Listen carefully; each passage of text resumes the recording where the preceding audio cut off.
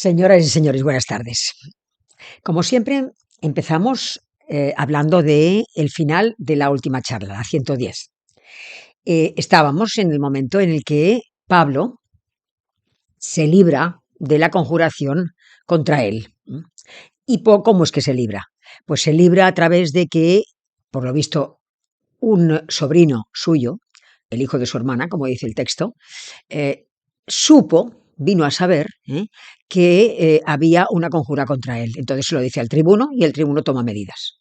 Entonces vamos a ver qué es lo que al final le dijo el tribuno, recordando la charla anterior. Cuando el chico se lo acaba de contar, el tribuno le dice: no digas a nadie que me has denunciado estas cosas. Entonces vamos a ver hoy cómo se libra el tribuno de ese peso que le ha caído encima, es decir, el posible juicio de un ciudadano romano. ¿Y qué es lo que tiene que hacer él? Es muy hábil, lo veremos hoy.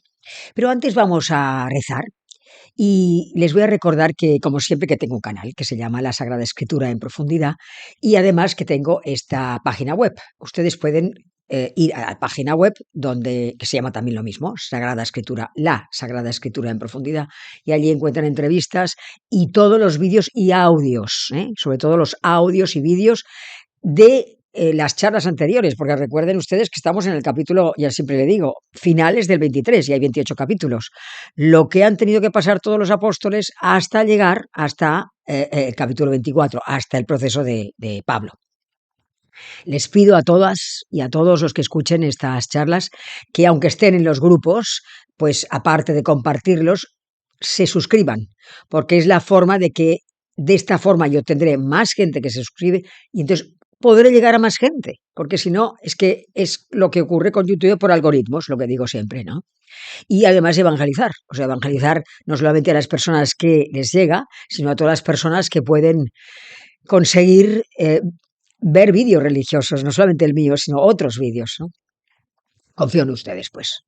Entonces vamos a rezar en el nombre del Padre, del Hijo y del Espíritu Santo. Amén. Ven, Espíritu Santo, y llena el corazón de todos los hombres. Enciende en ellos el fuego de tu amor. Envía, Señor, tu Espíritu para darnos vida nueva, y todo será recreado, y renovarás la faz de la tierra. En el nombre del Padre, del Hijo y del Espíritu Santo. Amén. Bueno, pues empezamos. Recuerden también que tengo audios, los audios que pueden escuchar a través de iVoox y Amazon y Spotify y los demás audios los demás que puedan encontrar. Pueden escuchar los podcasts. Bien, pues vamos a lo nuestro, como siempre digo, ¿no? Capítulo 23, versículo 23. Dice: después de que el tribuno le ha dicho al sobrino de Pablo, no digas a nadie que me has denunciado estas cosas, vamos a ver qué pasa. Dice: después de haber dicho esto, ¿no? Después llamó a dos centuriones y les dijo: tened preparados para la tercera hora de la noche a 200 soldados para ir a Cesarea, 70 de caballería y 200 lanceros. Preparad también cabalgaduras para que monte Pablo y llevadlo a salvo al procurador Félix. O sea, esta fue la estrategia del tribuno: llevar a Pablo a Cesarea, donde estaba el procurador Félix.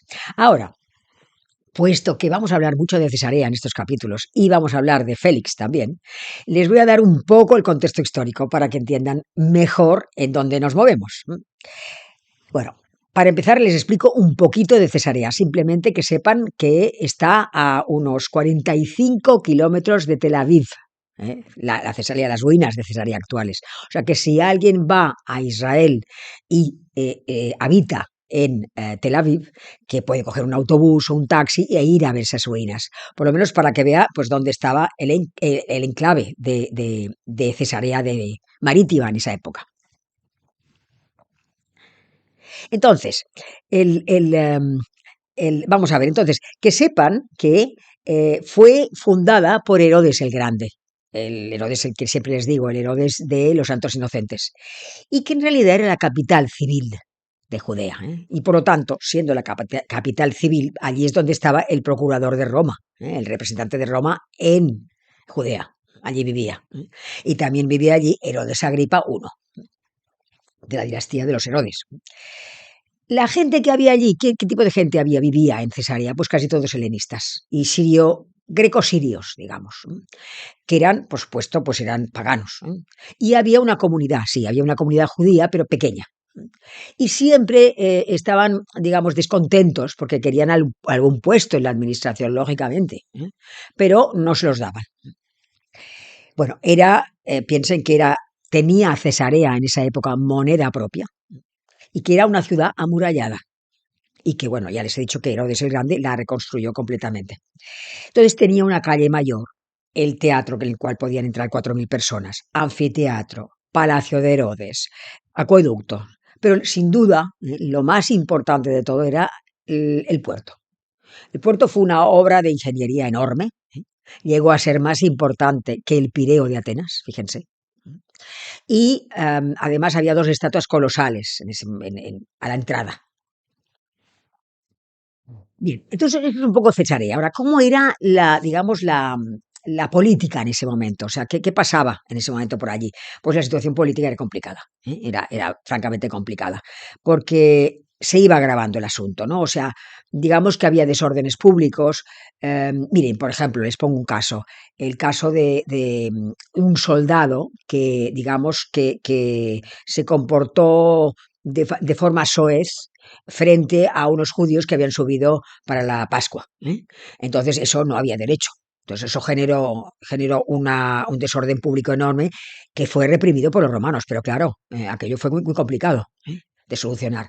Y luego también, por ejemplo, un funcionario imperial fue asaltado. Entonces, pues digamos que los romanos buscaron por los pueblos de alrededor quién lo había asaltado, ¿no? Y encontraron digamos, un rollo, el rollo de la Torá, uno de los rollos de la Torá, ¿no? Ya saben que no había papel en aquel momento y estaba escrito en rollos. Entonces, ya saben lo que es la Torá, la ley escrita judía, ¿no? Génesis, Éxodo, Levítico, Números y Deuteronomio. Juntos forman el Pentateuco y era la Torá, la ley escrita. Bueno, pues encontraron este rollo, una parte, un rollo de la Torá. Y entonces, pues claro, eso disgustó muchísimo a los judíos, con toda la razón, y también hubo represalias. O sea que esto por un lado, pero también recuerden los celotes. Los celotes eran un grupo de resistencia armada contra los romanos. O sea que todo esto se estaba gestando. Bien, pues entonces, otra cosa más antes de meternos en situación, que era quién era Félix, porque el procurador Félix, ya les digo que vamos a estar con él. Pues Félix era un liberto, o sea, un esclavo que había alcanzado la libertad y ascendió a caballero en la época en que en Roma estaban de moda los libertos. Y además era el hermano del favorito de la mujer que se llamaba Agripina, mujer de Nerón. O sea, Nerón tenía su mujer, se llamaba Agripina, y Agripina tenía un favorito, pues el hermano del favorito era el procurador Félix. Entonces, este hombre fue elegido, pues, digamos, subió, porque estuvo 8 años allí, estuvo en Judea 8 años. Entonces, esto era un hombre que subió fue nombrado gracias al sumo sacerdote, gracias a Herodes Agripa I, y era un hombre, bueno, a ver, Tácito. Tácito fue un historiador y un político romano de la época, y él decía del procurador Félix, nada menos, que era avaro, cruel, disoluto, ejercía el poder con lascivia y con crueldad, y además que era un hombre muy ambicioso, porque se había casado 3 veces, y se había casado 3 veces con 3 princesas reales, de estirpe real, quiero decir. Bueno, él utilizó mano dura para todo esto, para dominar todo el asunto de la época. Entonces, yo creo que podemos empezar. Ya sabemos, entonces estamos situados en Cesarea, qué es lo que era Cesarea, qué es lo que era el procurador Félix y la situación política. Todo esto ya lo tenemos. Entonces vamos a ver lo que dice el texto que les he leído al principio. O sea que el tribuno lo organiza para que haya 470 soldados que vigilen a Pablo, para el traslado desde Jerusalén a Cesarea. Piensen que había unos 100 y pico de kilómetros, ¿eh? No había 102, 103, no había más, ¿eh? Y dice el texto, dice, tened preparado para la tercera hora de la noche. La tercera hora de la noche era a las 9 de la noche, porque es la forma de contar en Palestina. O sea, la hora o sea, al ponerse el sol eran las 6 de la tarde. Pues esto, las 9 de la noche eran la tercera hora. Entonces, claro, el viaje porque dice aquí, tened pronto todo preparado y preparad también la cabalgadura para que monte Pablo. O sea, tuvo, como era ciudadano romano, tuvo la condescendencia de que fuera a caballo. Y llevadlo al procurador Félix, dice. Claro, era peligroso, o sea, piensen ustedes lo que son 470 personas, soldados, para trasladar a un preso desde un lugar a otro, a 100 kilómetros. Claro, es lógico de alguna manera porque el tribuno estaba preocupado. El preocupado porque primero era ciudadano romano y segundo había habido esta posibilidad de conjura contra Pablo, y podía estar en peligro y además era de noche. O sea que pasaban por lugares despoblados y pasaban por montañas. Entonces, lógicamente, podía haber alguna emboscada. Por lo tanto, se cubre en salud. Entonces, aquí lo estamos viendo todo desde el punto de vista humano. Pero piensen ustedes la providencia de Dios. O sea, vean ustedes desde el punto de vista espiritual el caso. O sea, la providencia hizo que Pablo se librara del posible ataque contra él, por un lado, pero también evitó que estas personas que querían atacarle no cometiesen el ataque, porque todos somos hijos de Dios. O sea, Dios quiere igual a Pablo como quiere a las personas que le están atacando. Lo único que nos corrige. Exactamente, entonces es igual un enemigo mío, es lo mismo un enemigo mío para Dios que yo misma. Es lo mismo. Solamente a mí me intentará enderezar y a la persona que es enemiga o amiga mía, intentará también llevarla por el camino, porque ya les digo, todos somos hijos de Dios. O sea, vean esto, este hecho desde el punto de vista espiritual también. Bien, pues bien, ya les he explicado esto, y entonces dice el texto, y llevadlo al procurador Félix, dice, y escribió una carta en estos términos, ¿no? O sea que, claro, la ley romana lo que hacía era que cuando se llevaba un preso a un tribunal superior, pues lógicamente pues se le llevaba al preso, pero también con una carta, explicando quién era el preso y qué es lo que había hecho malo. Entonces, esta es la carta que nos explican los Hechos de los Apóstoles, que es una carta de estilo militar, o sea, muy, muy concisa. Voy a leerla para que ustedes lo sepan. O sea, redacta Claudio Lisias y dice, Claudio Lisias saluda al excelentísimo procurador Félix. Este hombre había sido apresado por los judíos y estaban a punto de matarlo cuando, al saber que era romano, acudí yo con la tropa y le libré de sus manos. Queriendo averiguar el crimen de que se le acusaba, le bajé a su Sanedrín y hallé que le acusaban sobre cuestiones de la ley, pero que no tenía ningún cargo digno de muerte o de prisión.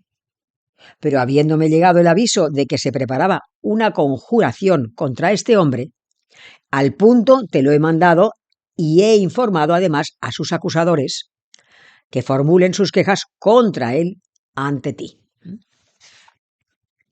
Bueno, entonces, o sea, aquí lo que vemos es claramente vemos la cantidad de calumnias y tergiversaciones, o sea, no es exacto. Todo lo que les he explicado en las charlas anteriores no es exactamente lo que pone la carta. Obsérvenlo, verán que es así, pero es que tampoco lo pueden probar, no pueden probar nada de lo que están diciendo, ¿no? Claro, esto es propio del fanatismo, porque entonces como ahora es igual, los fanáticos tergiversan las cosas. O sea, no se puede ver claro si una persona si se es fanático, porque es que quedas oscurecido. No ves las cosas, no, la imparcialidad desaparece, quiero decir. Y esto es igual, ya les digo, entonces como ahora igual. ¿Eh? En cualquier tipo, en cualquier orden de cosas es lo mismo. Pero claro, a ver, es que esto es el procedimiento, también hay que tenerlo en cuenta, el procedimiento del padre de la mentira. Les voy a leer el Evangelio de San Juan. En el Evangelio de San Juan, en el capítulo 8, versículo 44 y 45, 44 mejor. Les voy a leer el 44, versículo 8, capítulo 8, versículo 44. Dice, vosotros sois de vuestro padre el diablo y queréis cumplir los deseos de vuestro padre. Este era homicida desde el principio y no se mantuvo en la verdad, porque no hay verdad en él. Porque cuando dice la mentira, dice lo que le sale de dentro, porque es mentiroso y padre de la mentira. Bueno, esto está claro, ya les he dicho, es el procedimiento, pero detrás de todo esto, claro, está el misterio de iniquidad, que ya estaba obrando y que obra continuamente, ¿no? En ese momento y ahora también. Les voy a leer el fragmento este. Dice, si el mundo os odia, capítulo 15, versículo 18. Si el mundo os odia, sabed que a mí me ha odiado antes que a vosotros. Si fuerais del mundo, el mundo amaría lo suyo. Pero como no sois del mundo, porque yo al elegiros os he sacado del mundo, por eso os odia el mundo. Si a mí me han perseguido, también os perseguirán a vosotros. Pero todo esto lo harán por causa de su nombre, de mi nombre, porque no conocen al que me ha enviado. En fin, bueno, entonces seguimos. Seguimos con el texto. Después de la carta, dice el texto, capítulo 24, versículo 31. Dice, los soldados, conforme a lo que se les había ordenado, tomaron a Pablo y lo condujeron de noche a Antipátrida. Bueno, Antipátrida, que sepan que fue una ciudad reconstruida, no, hecha completamente por Herodes el Grande, que la llamó Antipátrida porque su padre se llamaba Antípatro. Bueno, pues hizo esta ciudad. O sea, llegaron hasta Antipátrida, que estaba, pues eso, pues más o menos, o sea, Antipátrida estaba a 63 kilómetros de Jerusalén. O sea, que todo este camino lo hicieron y debieron llegar, si salieron a las 9 de la noche, debieron llegar tarde por la mañana a Antipátrida, porque son 63 kilómetros. Entonces dice, a la mañana siguiente dejaron que los de caballería y se fueran con él y ellos se volvieron al cuartel. O sea que el asunto está en que cuando llegan, 400 soldados se vuelven para Jerusalén y a Pablo lo dejan con 70 personas, soldados, vamos.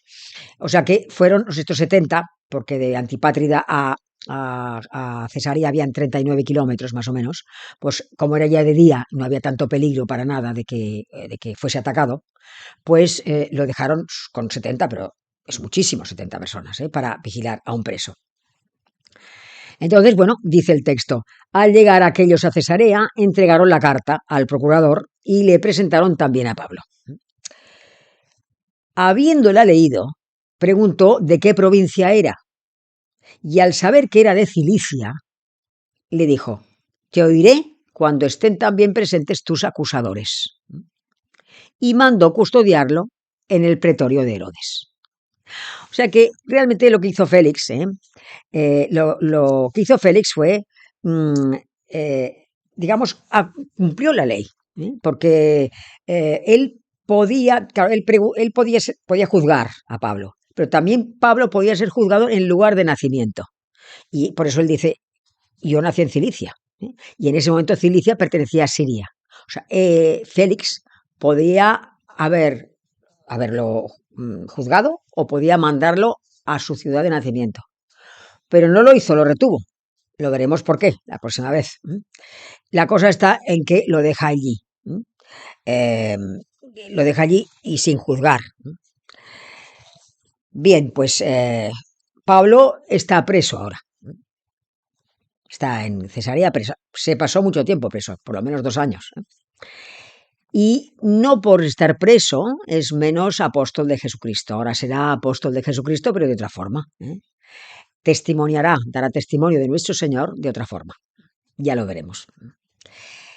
Y les dejaré aquí hasta que vean el siguiente capítulo, en el que ya empezaremos el capítulo 24. Vamos a ver cómo se desarrollan las cosas.